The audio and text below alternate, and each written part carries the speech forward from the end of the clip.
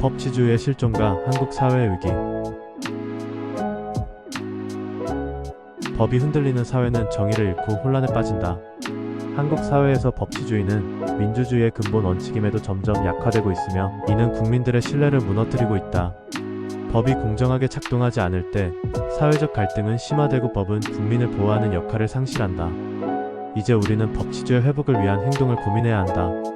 법은 모든 국민에게 평등하게 적용되어야 한다. 그러나 현실은 그렇지 않다. 먼저 법 적용의 이중 잣대가 심각하다. 같은 법이라도 적용 대상에 따라 판결이 달라진다.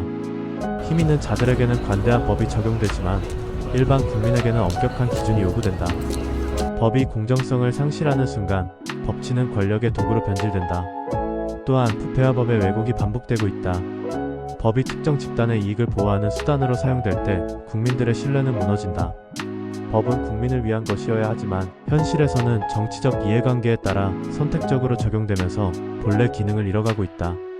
나아가 사법부의 독립성 약화도 법치주의의 붕괴를 가속화한다. 법을 해석하고 집행하는 기관이 정치적 압력에 휘둘릴 때 법은 국민을 보호하는 역할을 제대로 수행할 수 없다. 결국 국민들은 법 앞에서 평등할 수 없으며 이는 민주주의의 근간을 흔드는 위험 요소가 된다. 법이 흔들리는 사회에서는 먼저 국민들이 법의 공정성을 신뢰하지 못하고 법을 존중하는 사회적 기반이 약화된다. 또 특정 집단에게 유리한 판결이 반복되면서 사법 정의가 훼손된다. 나아가 법이 정치적 이해관계에 따라 변칙적으로 적용되며 국민을 보호하는 본래의 기능을 잃는다. 특히 이러한 불안정성이 심화되면 사회적 갈등이 격화되고 공정한 질서가 무너져 혼란이 지속되는 등 심각한 문제가 발생한다. 법은 모든 국민을 위해 존재해야 한다. 그러나 법이 특정 집단을 보호하는 도구로 변질되는 순간 국민들의 신뢰는 완전히 붕괴된다. 법의 공정성이 흔들리는 사회에서는 결국 정의가 사라지고 국민들은 불신 속에서 살아야 한다. 법치주의 회복은 단순한 구호가 아니라 국민의 행동을 필요로 한다. 국민들이 법의 공정성을 요구하고 감시할 때만 법치주의는 다시 자리 잡을 수 있다. 첫째, 공정한 사법 시스템을 요구해야 한다. 법이 특정 세력에게만 유리하게 작동하는 것을 막아야 하며 법이 정치적 목적이 아닌 정의를 실현하는 도구로 작용하도록 지속적으로 감시해야 한다. 둘째, 부패 척결을 위한 국민 참여가 필수적이다.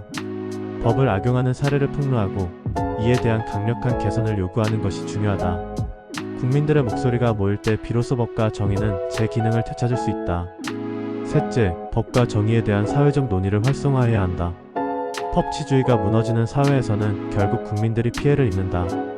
이를 방지하기 위해 시민들이 적극적으로 법의 공정성을 논의하고 불공정한 법 적용을 바로잡기 위한 사회적 토론을 활성화해야 한다. 행동하지 않으면 법은 사라진다. 법치주의가 흔들리는 것을 방관해서는 안 된다.